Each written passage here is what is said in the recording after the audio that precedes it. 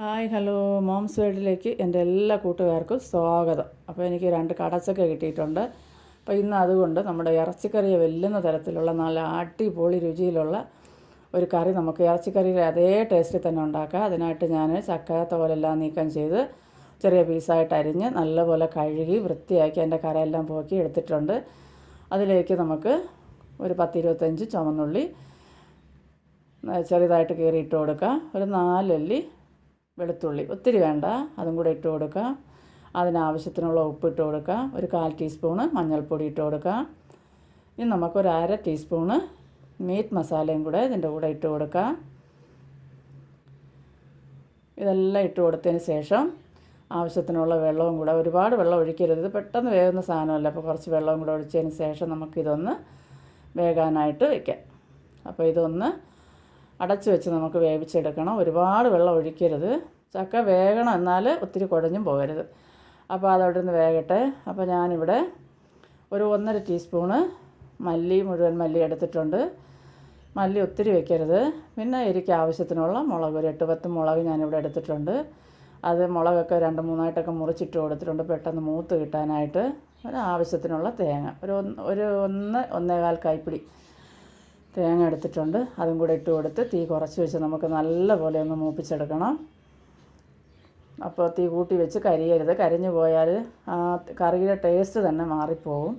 അപ്പോൾ ആ തേങ്ങയിലെ വെള്ളമെല്ലാം ഒന്ന് വലിഞ്ഞതിന് ശേഷം ഒരു ഇച്ചിരി വെളിച്ചെണ്ണ ഞാൻ ഒഴിച്ച് കൊടുക്കുന്നുണ്ട്. ഇനി നമുക്കിത് നല്ലപോലെ ഒന്ന് മൂപ്പിച്ചെടുത്ത് അരച്ചെടുക്കണം. അപ്പോൾ ഇത് അരയ്ക്കുമ്പോൾ വെള്ളം ഒന്നും ചേർക്കാതെ, മിക്സിയുടെ ജാറിലാണെങ്കിലും ഇങ്ങനെ ഇട്ടതിന് ശേഷം കുറേ ചെറുക ഒന്ന് അടിച്ച് നല്ല എണ്ണ ഇങ്ങനെ ഇതായി വരണം. അനുസരിച്ച് അതുപോണക്ക് നമുക്ക് അരച്ചെടുക്കണം. വെള്ളം ചേർത്ത് അരയ്ക്കുമ്പോൾ അത് വേറൊരു രുചിയാവും. വെള്ളം ചേർക്കാതെ തന്നെ നമുക്ക് പൊടിച്ച് കുറേച്ച് ഇങ്ങനെ അരച്ചെടുക്കാം. അപ്പോൾ അതൊന്ന് തണുക്കട്ടെ. അപ്പോൾ ഞാനിതിലൊരു 1/4 ടീസ്പൂൺ മഞ്ഞൾപ്പൊടി കൂടെ ഇട്ട് കൊടുക്കുന്നുണ്ട്. അതുപോലെ തന്നെ ഒരു 1/2 ടീസ്പൂണ് മീറ്റ് മസാലയും കൂടെ ഞാൻ ഇട്ട് കൊടുക്കുന്നുണ്ട് ഇതിൻ്റെ കൂട്ടത്ത്.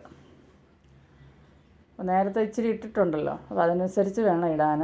അപ്പോൾ ഇത് ഒന്ന് നല്ലപോലെ അരച്ചെടുത്തിട്ടുണ്ട്. ഇപ്പോൾ നമ്മുടെ ചക്കയൊക്കെ ഇതുപോലെ നല്ലപോലെ വെന്ത് വന്നിട്ടുണ്ട്, കണ്ടോ. ഒത്തിരി വെന്ത് ഇങ്ങനെ ഉടഞ്ഞു പോകരുത്. ചക്ക നമുക്ക് കടിച്ച് തിന്നാൻ കിട്ടണം. അപ്പോൾ ആ നല്ല പരുവത്തിന് വെന്തിട്ടുണ്ട്. ഇപ്പോൾ ഞാൻ കരണ്ടും പോയി കേട്ടോ അഴിച്ചുകൊണ്ട് വന്നപ്പോൾ. അപ്പോൾ ഞാനിതാ ഈ അരപ്പ് ഇതിലേക്ക് ഇട്ട് കൊടുക്കുക.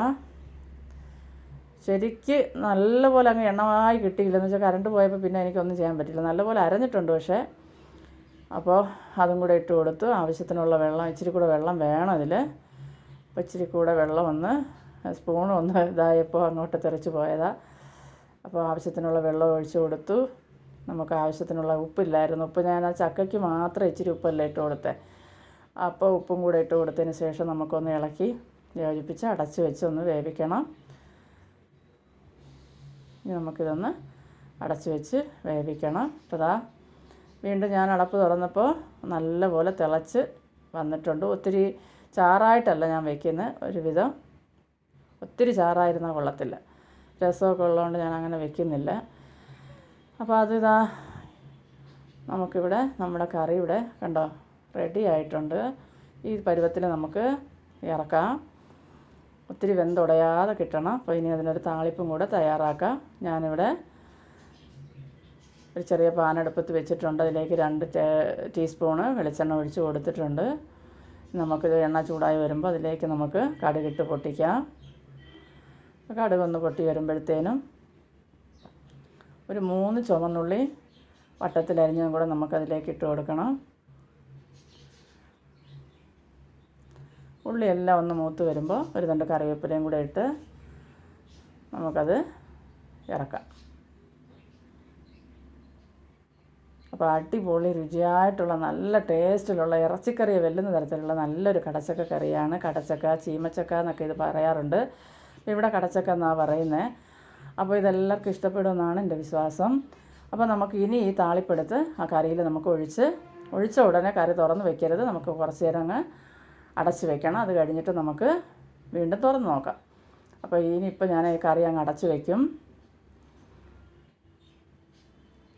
അത് കുറേ കഴിഞ്ഞതിന് ശേഷം ഇങ്ങനെ നമ്മൾ തുറന്ന് നോക്കി നല്ല ചാറെല്ലാം കുറുകി കിട്ടിയിട്ടുണ്ട്.